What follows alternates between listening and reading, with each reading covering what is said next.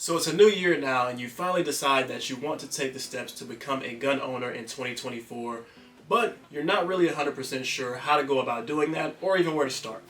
Well, this video is hopefully going to serve as a guide for you guys to get started in the right direction and help you make that decision a lot easier. So I'm going to break it down as simple as possible about where to start and what to do before and after you purchase your first firearm.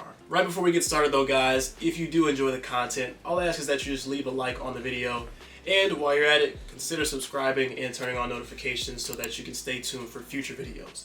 That's going to be the best way to support me and my channel and what I do here. It allows me to keep bringing videos for you guys that you want to see. I appreciate each and every one of you guys for watching. Thank you for your support, and let's jump right into the video. Now, I'm aware that the thought of becoming a gun owner is intimidating to a lot of people, but if you follow this guide, this is really going to give you the best chance of success in doing it the right way. The first thing you're going to want to do is ask yourself, why am I purchasing a firearm? This is the most important step and is really going to guide the rest of the decisions that you need to make along the way, because you need to establish what your purpose is in owning a firearm. Some people are purchasing a firearm for self-defense, whether they're inside or outside of the home. Some people are purchasing it for strictly home defense. Some people purchase it for sport, for competition, and some people purchase it just because they want to collect. You know, there is no wrong answer, and whatever you decide to do is totally your decision, but it's important to know that beforehand before you just go and make a purchase and it ends up not really suiting your needs and what you want to purchase it for. So really sit down and ask yourself that question, and once you have the answer, then we'll move on to step number 2. The second thing you're going to want to do is educate yourself. And in particular, I mean educate yourself on the 4 basic rules of firearm safety. 1, always assume a firearm is loaded until you verify it otherwise. 2, keep your finger off the trigger until you are ready to fire. 3, know your target and what is behind it. And 4, never point a firearm at anything you're not willing to destroy.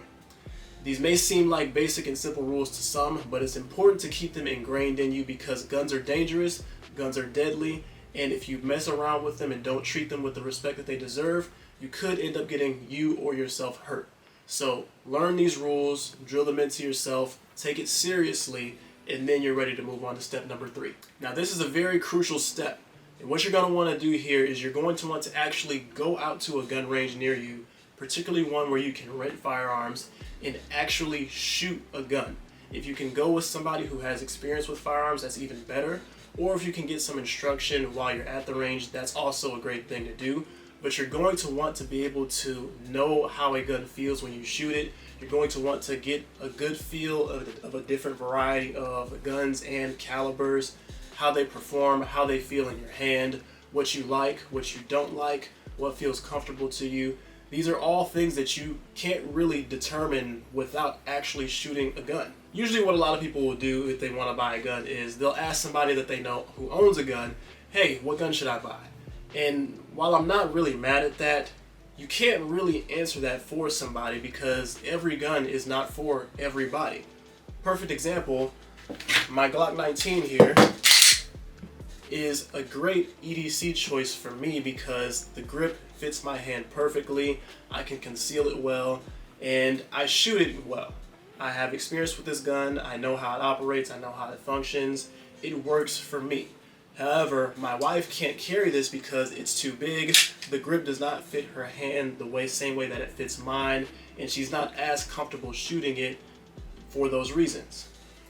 So what we ended up doing was purchasing this Taurus GX4 for her, which fits her hand well, she's able to shoot it, she's able to conceal it well, and so this was a good choice for her. However, for me, this gun is way too small to fit my hands comfortably, and I wouldn't feel confident if I had to use it in a self-defense situation. Therefore, I do not choose to carry this gun. And that's just one example. You could go through something as simple as, I just don't really like this gun, and you may not have a perfect reason why, and that's totally fine. If you don't really like it or feel comfortable with it, you don't have to buy it. That's the beauty of making the decision for yourself. And one last note on that is, don't let other people shame you in making your decision. A lot of people will say, oh, you need to buy a Glock because it's the best option for you. Well, you have other people who will say Smith & Wesson is the only gun you should buy that you should trust. And while it is important to purchase a gun from a reliable manufacturer, brand loyalty and fanboyism is definitely something that should be at the bottom of your list when making this decision.